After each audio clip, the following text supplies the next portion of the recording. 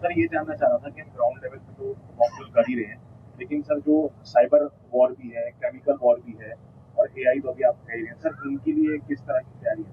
नहीं, इसी के लिए साइबर से लेकर के केमिकल, न्यूक्लियर, बायोलॉजिकल सभी तरह की लड़ाई की हमारी तैयारी है। आप ये मान के चलिए कि हमें विश्वास है कि अगली लड़ाई सिर्फ एक डोमेन में नहीं होगी, मल्टी डोमेन ऑपरेशंस होंगे।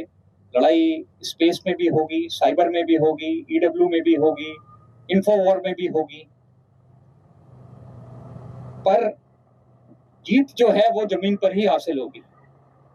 तो ये सारे डोमेन में जो भी हम काम कर रहे हैं वो किसी तरीके से जो हमारी अल्टीमेट जीत है, वो चाहे 71 की जीत हो, चाहे 65 की जीत हो, वो जब तक हम जमीन पर कब्जा नहीं करेंगे वो पाकिस्तान मानेगा नहीं कि हम जीत गए हैं। तो डोमेन सारी जरूरी हैं, हम सारी डोमेन में लड़ाई की तैयारी कर रहे हैं।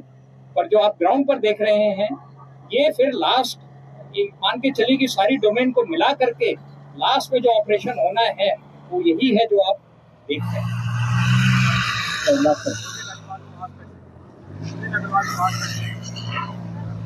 मैं जानना चाह रहा हूँ एआई आने के बाद से शामिल है इस ट्रेनिंग में?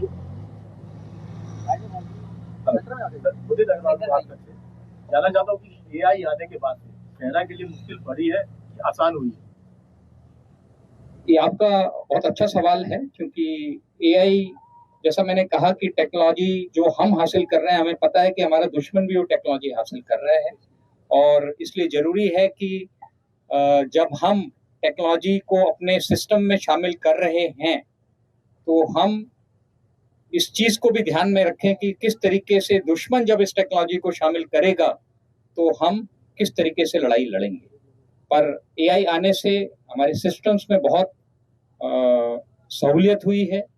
डिसीजन मेकिंग से लेकर के सर्विलेंस रिलेटेड जो भी सब्जेक्ट्स हैं, जो भी हमारे सिस्टम्स हैं, उसमें आर्टिफिशियल इंटेलिजेंस एक आप कहिए कि फोर्स मल्टीप्लायर है, कैटलिस्ट है। और इससे हमारी जो लड़ने की काबिलियत है उसमें इजाफा हुआ।